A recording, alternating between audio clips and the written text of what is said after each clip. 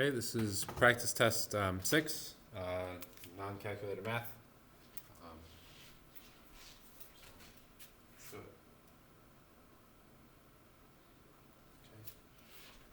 Saline wants to purchase tickets from a vendor to watch a tennis match. The vendor charges a one-time service fee for processing the purchase of the tickets. The equation T equals 15n plus 12 represents the amount of the total amount T in dollars. Saline will pay for n tickets. What does 12 represent in the equation? So each ticket's going to be n's the number of tickets. So 15 represents the number of tickets that he wants. And then 12 is going to be some sort of fee or rate that he has to pay each time.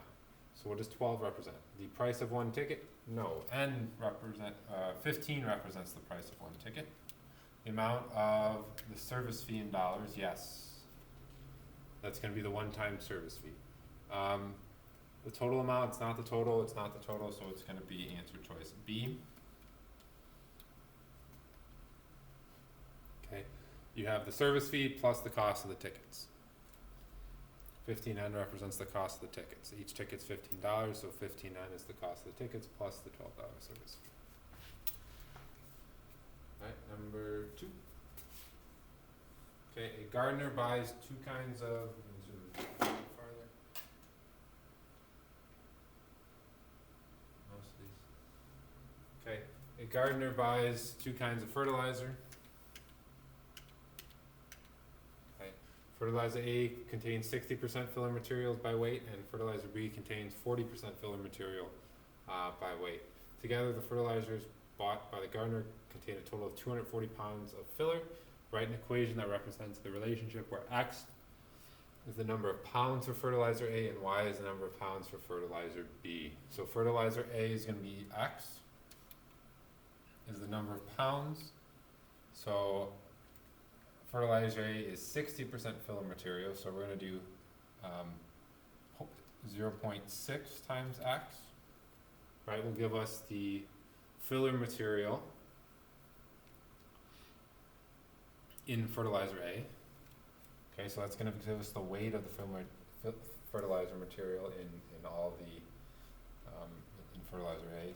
And then 0.4Y, right, is going to represent Y is the number of pounds of fertilizer B, but we just want the filler material of fertilizer B, so we have to do 0.4 times Y. Okay, and combined, the total amount of weight is of filler material for both is going to add together to be 240.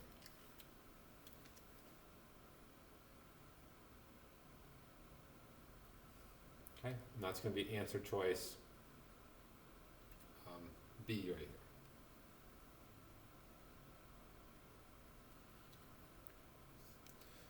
B and B.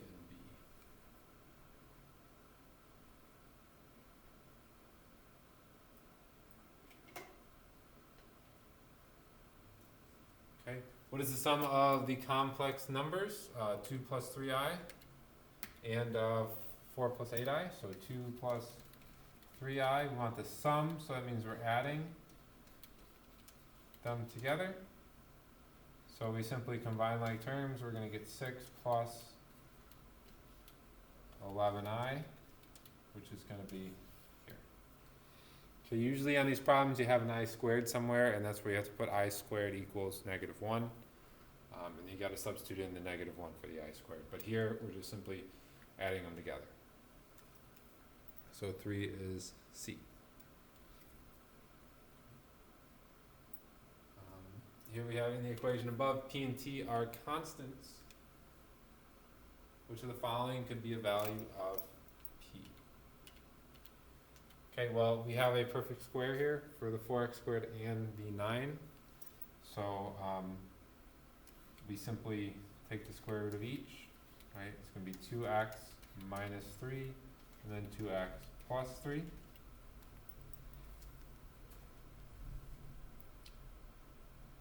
So it's really the only possibilities there, so P is going to have to be 2. Okay. This just simply factors, it's a perfect square, it factors to 2x minus 3 and then 2x plus 3 right here. So then p is going to equal 2.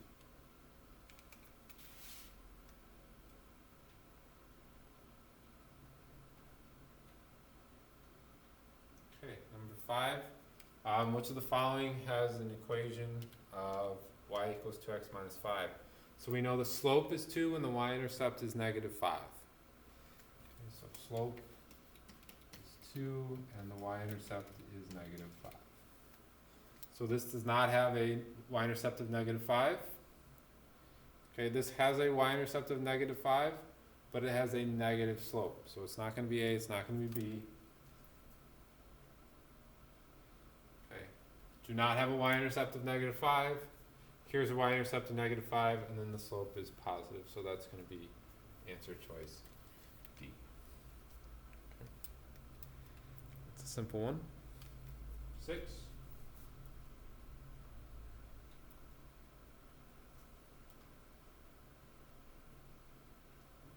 Whole thing's on the page there. Okay, x equals 2/3 y, and y equals 18. We want the value of 2x minus 3. Well, we have a system of equations, so we can just substitute. So 18 can go in for y. So x is going to be 2 over 3 times 18. Okay.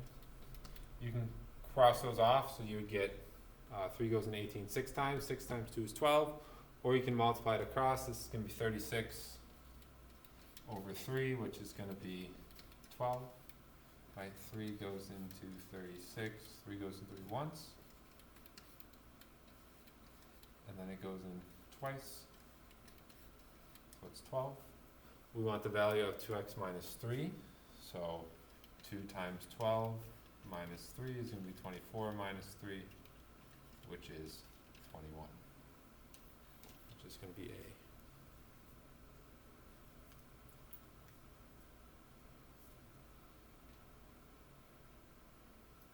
Bricklayer uses the formula n equals 7LH to estimate the number of bricks n needed to build a wall that is L feet long and H feet high. Which of the following correctly expresses L in terms of n and H? So you have n equals 7LH. We simply want to solve for L and get L by itself, okay, and see which one of these match up. So right now we're multiplying, so we want to do the inverse operations here. We want to get rid of the 7 and h by dividing. So n divided by 7h is going to be equal to L, right? We're trying to get L by itself. We're multiplying by 7 and h. So we want to do the inverse of whatever we're doing. So since we're multiplying, we want to divide by them to get them away from the L.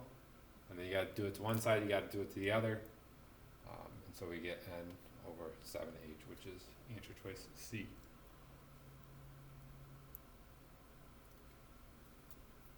For number 7.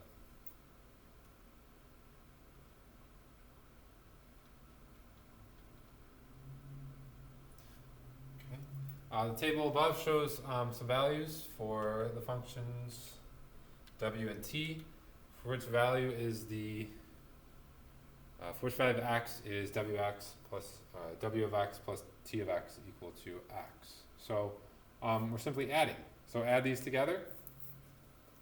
-3 plus -1, does that equal 1? No. -1, I'm sorry, do it the other way. T of x, w of x is 3. Should have done it this way. -1 plus -3 does not equal 1. Okay, and then for 2, 3 plus -1 does equal 2. Sorry, I don't know what I'm saying. -1. Okay, it does equal 2. So that one's good.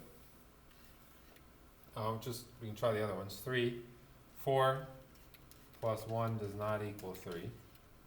And then 3 plus 3 does not equal 4. So we're simply adding these together and seeing if they equal x. These did not, and this one did. Okay. number 8 should be B, and it is. Number 9. Square root of 9 is 3, and the square root of 64 is 8. So square root of x plus 3 equals 8. Subtract 3 from both sides, that's 5. And then square both sides, so x is going to be equal to 25.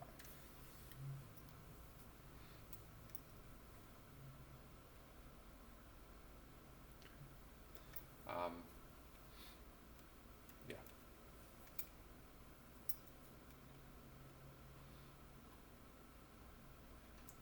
Alright. Number 10. Jamie is preparing for a bicycle race. His goal is to bicycle an average of at least 280 miles per week for 4 weeks. He bicycled 240 miles the first week, 310 the second week, and 320 the third week, which inequality can be used to represent the number of miles X Jamie could bike on the fourth week to meet his goal. So an average of 280 per week. So he wants to be at least. So that means he wants to be greater than or equal to 280. So, alright, let's see. And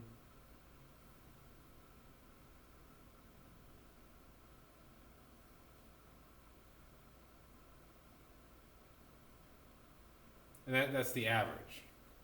So we're going to have to, there's 4 of these, so we're going to have to divide these by 4. So the first week he bicycled 240. Second week he bicycled 310. Third week he bicycled 320. And the fourth week, we don't know, just X. Okay, and we know that has to be greater than or equal to 280. That average has to be greater than or equal to 280, because it's at least 280 miles per week, at least, at minimum. Alright, so we got to solve for X, so first thing we got to do is get rid of this 4. So we'll multiply 4 on both sides, so we have 240 plus 310. Well, let's combine those first. So 240 plus 310 plus, so if we want to do that on the side here, 240 plus 310. Well, they didn't write, never mind. They didn't write them out here, so, they didn't add them together there, so that's fine. So 240 plus 310 plus 320 plus X. Okay, multiply this side by 4 and that side by 4, so we're going to get greater than or equal to 4 times 280. And the reason I'm not multiplying it out is because they didn't multiply anything out here, it just left it as 4 times 280. So we multiplied 4 on both sides, these 4's canceled, and you're left here with 4 times 280. Okay. And then it's going to be answer choice D here. Okay, we don't need to solve it out.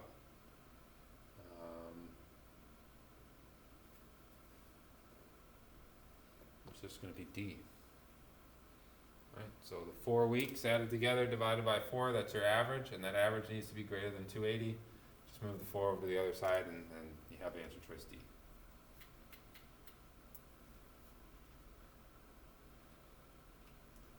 Oh, 11's down here still.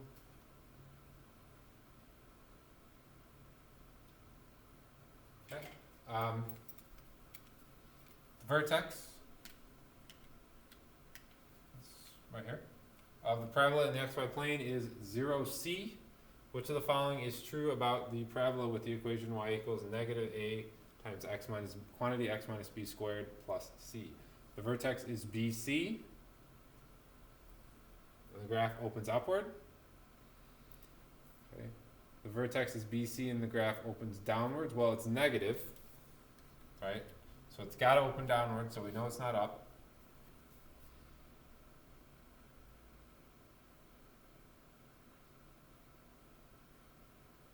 Okay. Remember, B is your leftward shift. I'm sorry, B is your rightward shift. If it's negative, you're going left, but remember the equation is x minus h squared, right? It's negative a x minus h squared plus k.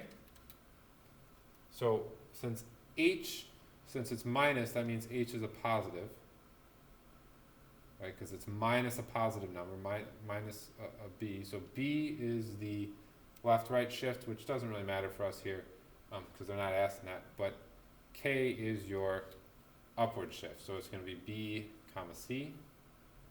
Okay, so it's shifted up, but then you flip it because it's opening downward. So it should be b.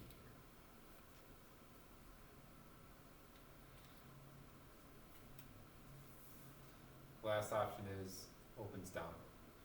So again, it's positive b because you got to switch the sign for b. Right, you got to switch the sign for b there. Okay. Which of the following is equivalent? So the one thing I notice here is you have a remainder in this division problem. So we're going to try division. You can factor things out and cancel them out and then do synthetic division, but it's easier just here to do long division. So we want to divide 4x minus 2 into 4x squared plus 6x. How do you go from 4x to 4x squared? You need to multiply by x. So that's going to be 4x squared minus 2x. We got to switch the signs. Those cancel. You're left with 8x. How do you go from 4x to 8x? You need to multiply by 2. 2 times 4x is 8x. 2 times negative 2 is negative 4. You need to switch the signs. And you have a remainder left of 4. Okay, so we're going to have x plus 2, right, plus 4 over 4x minus 2. That's going to be our remainder.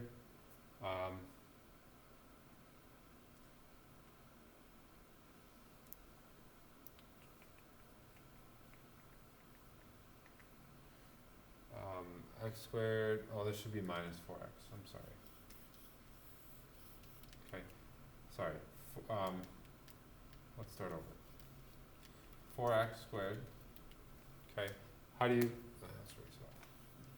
Okay, how do you get to 4x squared from 4x? You need to multiply by x.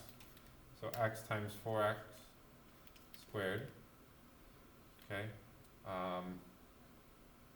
it's plus 2, there's our problem. Didn't write the problem right. Sorry. It's 4x plus 2. Okay, so x, 4x squared, plus 2x. Okay, then switch your signs. So those cancel and you get 4x. How do you go from 4x to 4x? You multiply by 1. And then plus 2. So you change the signs, those cancel, and your remainder is going to be minus 2 over 4x plus 2.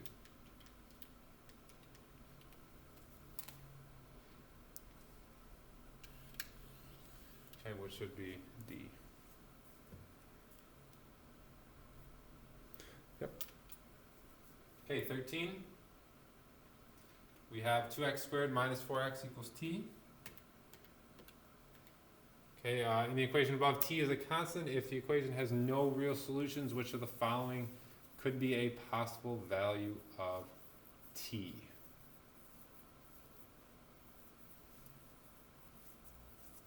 Okay, so, all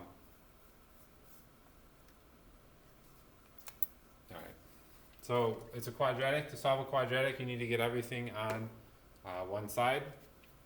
So I'm going to do 2x squared minus 4x minus t equals 0. Okay, minus, subtract t from both sides. Okay. Then you can use the quadratic formula. Remember, the quadratic formula is opposite of b plus or minus the square root of b squared minus 4ac all over 2a.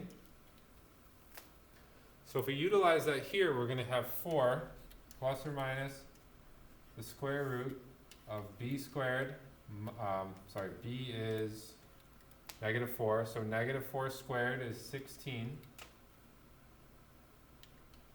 Let's do it out, negative 4 squared minus 4 times 2 times negative 1 all over 2 times 2. Okay, so let's just do this again. That's going to be 16, that's going to become plus, I'm sorry, this is plus minus t. It's not minus 1, it's minus t. Okay, so that becomes 16 plus 8t.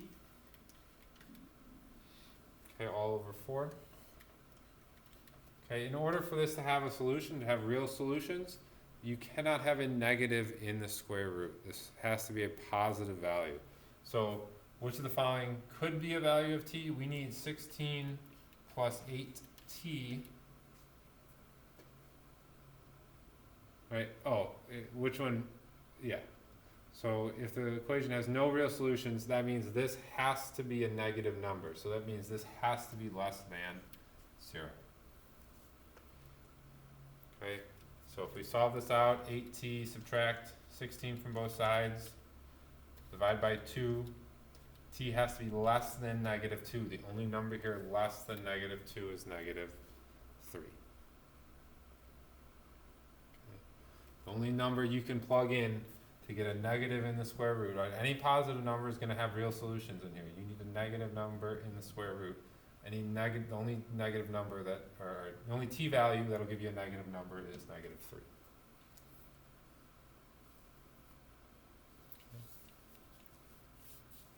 At least that was the only way I could think to do it. There's maybe a simpler way, but I could not think of one.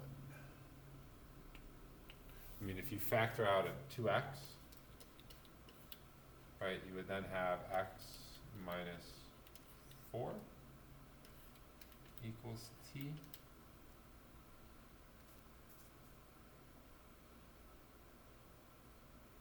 Yeah, I don't know. This is the only way I could think of doing it. Alright, that's number 13.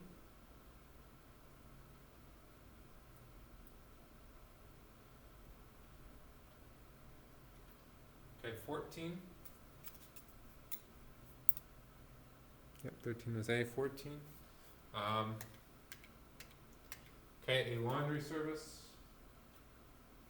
is buying detergent and fabric softener from its suppliers. The supplier will deliver no more than 300 pounds in a shipment.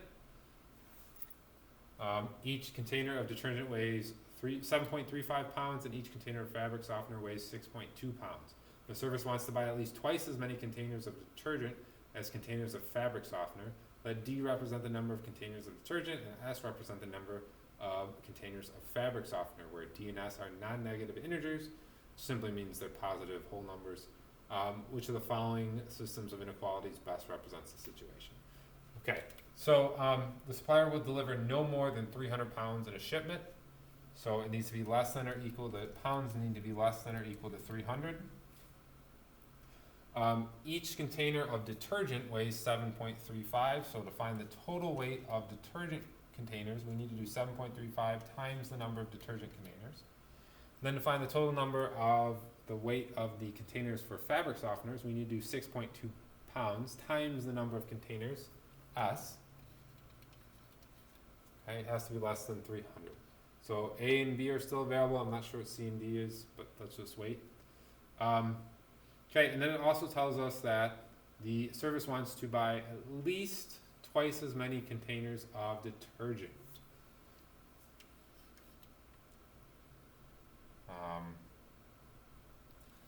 So he wants twice as many detergents, at least twice as many.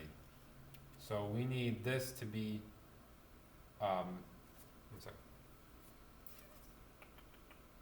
at least twice as many containers. So we need at least twice as many containers as fabric softener. So at least twice as much more. This needs to be at a minimum whatever S is. Okay, and then that's going to be choice B here, without even looking at C and D.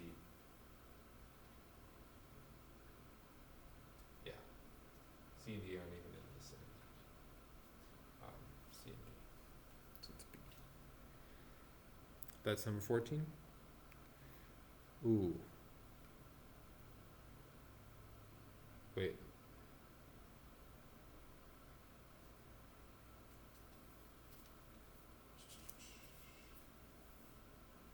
Yep. Okay. Sorry. Okay. My bad. All right. Let's read this again. Okay. The service wants to buy at least twice as many containers of detergent as containers of fabric softener. So if we assume that they want to buy the same amount, we have D and S. Okay, D is the number, I'm not sure what I was thinking here, but D is the number of containers of detergent, and S is the number of containers of fabric softener. So if we want 2 times the amount, we want this number to be twice as big as S. Okay, we need this number to be twice as big as S, right? And so we want the number of detergent containers to be at least twice the number of fabric softeners.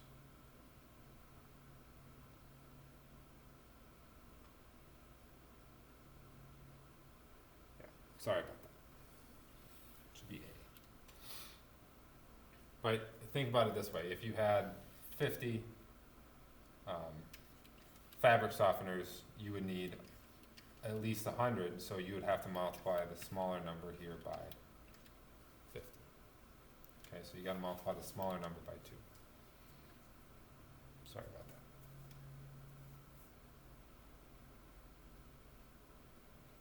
that. Okay, 15. Which of the following is equivalent to A plus B over 2 squared?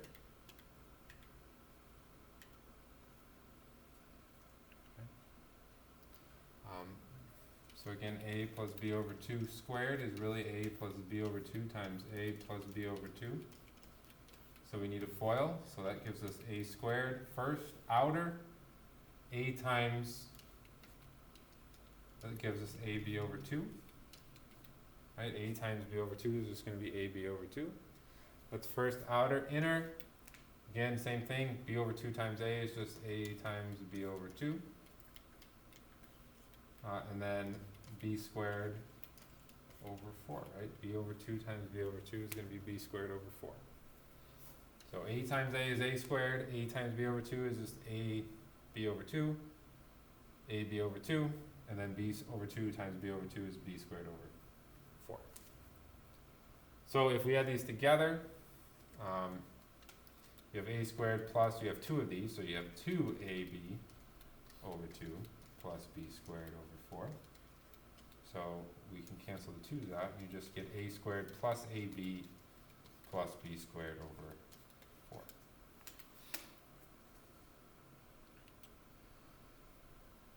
Which is D. 15 is D.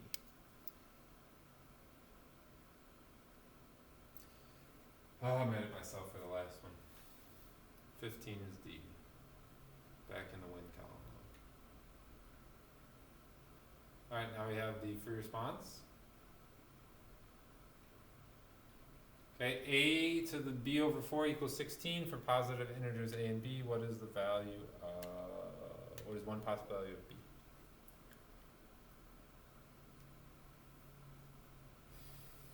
Okay, so the thing here is A and B have to be positive integers, which means they basically have to be positive whole numbers. So 1, 2, 3, 4, 5, 6, etc. And we've got to figure out which of the ones they can be.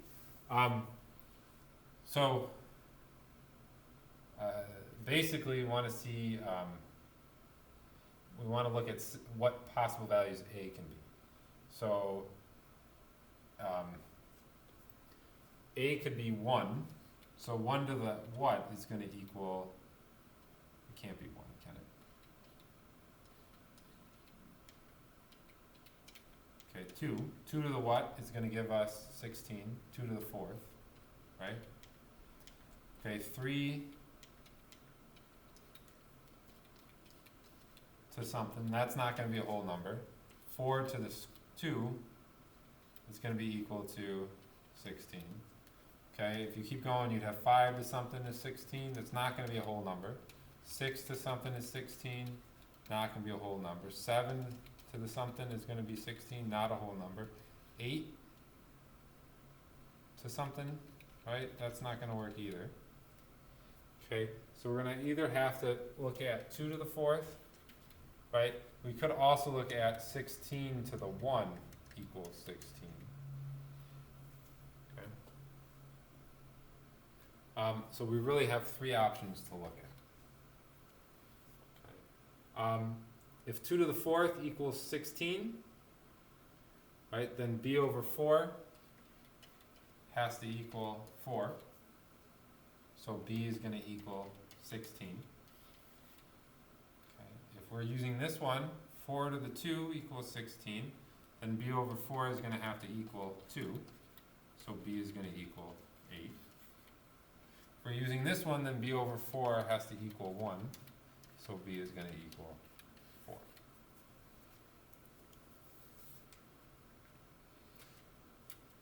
Okay, so I think those are the possible values.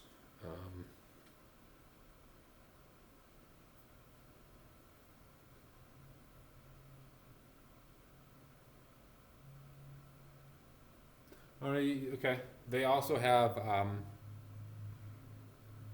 1 and 16 on here. I'm sorry, we have 16. 1 and 2 are the other choices they have. So, yeah, so, okay. Yeah, you could do whatever 16 squared is, and then you could take a 4th root of that, or square root of that, or you could do whatever 16 to the 4th is, and then take a 4th root of it. But for the easier ones, are 16 to 8 or 4 would be your better answers. Right, so a to the something has to equal, right, if you make a 16, then it's got to b over 4 has to equal 1. So maybe that's your best option, and then you can multiply by 4 on both sides, and b would have to be 4. So if you assume a is 16, then b over 4 has to equal 1. If you assume a is 2, right, then b over 4 is going to have to equal 4. If you assume a is 4, then b over 4 is going to have to equal 2. Okay, and you can't assume that a is these other ones, because then your exponent is going to be a non-integer. That's a hard one to explain. Okay, 17. What is the value of t? What value of t is the solution to the equation above? So here we can cross again. You can put the t up in the numerator. It's the same thing. So t over 3 equals 5 over 2. You can put it in front of the whole fraction or put it in the numerator. And then you can cross multiply. So 4t equals 15. Divide by 15. T is going to be equal to 15 over 4.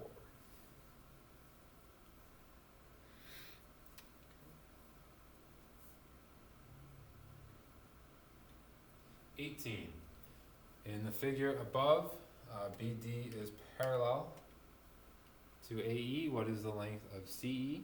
So again, we talked about drawing 2 triangles here. So 8 and 6. And the big one is 18. Okay, we want the length of CE. Okay, well, these are 3, 4, 5 triangles. So a squared plus b squared equals c squared. You can use the Pythagorean Theorem.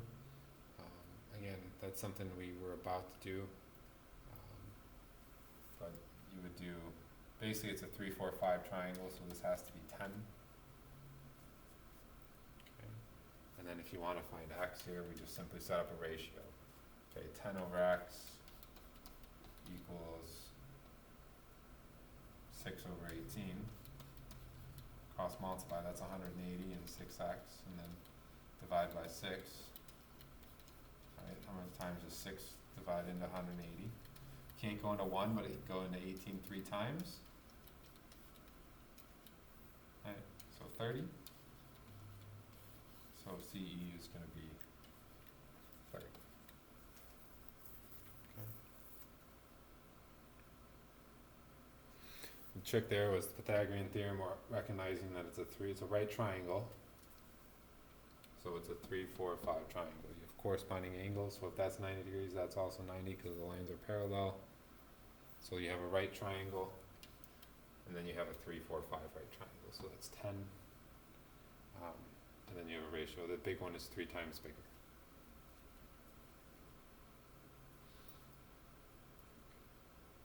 Um, 19. How many liters of a saline solution must be added to 3 liters of a 10% saline solution to obtain a 15% saline solution? Okay, so you have how many liters of a, so we want to add 25% of something to 3 liters of 0.10, right, to obtain a 15% solution. So the amount we have is x plus point, sorry. Okay, let me, so you want 0.10 times 3. Okay, so you want the solution to be 0.15. Okay, and the total amount of liters you're going to have is x plus 3. Okay, you're going to take x amount of 25% solution, and you're going to add it to 3 liters of 10% solution. So when you're done, you're going to have 3 plus x liters of solution. So that's going to be how many liters of solution you have. After you add these together, you're going to add x amount of 25% and 3 liters, x liters of 25% and 3 liters of 10%. So when you put them together, you're going to have x plus 3 liters of 15%. Okay, and then we can simply solve for x. One thing it's helpful maybe to do here is you don't need to use the decimals because they're being multiplied across the board, and we can just use the percents instead. So if it's easier just to use the percentages, we can just use the percents. Okay, x is still going to be the same value. So we can do 25x plus 30 equals 15x plus 45. Okay, subtract 15x, you're going to have 10x on this side. Right, subtract 30 from both sides, you're going to have 15 on that side. Divide by 10, you're going to get 15 over 10. Right, we just want to reduce that. Divide by 5, this should end up being 3 over 2. Okay, or 1.5. You could do it with the decimals, it would just be much more difficult. But since you're finding x, you just use the percentages instead of the decimals. Okay, so you add 1.5 liters of 25% solution to 3 liters of 10% solution, and you're going to get 4.5 liters of 15% solution. And that makes sense ratio-wise too, if you wanted to set up ratios. Okay, points A and B lie on a circle with radius 1. And the arc AB, the length of arc AB is pi over 3. What fraction of the circumference? So what fraction of it?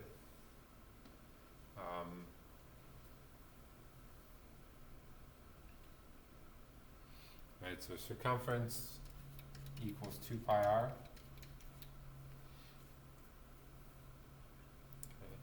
Okay.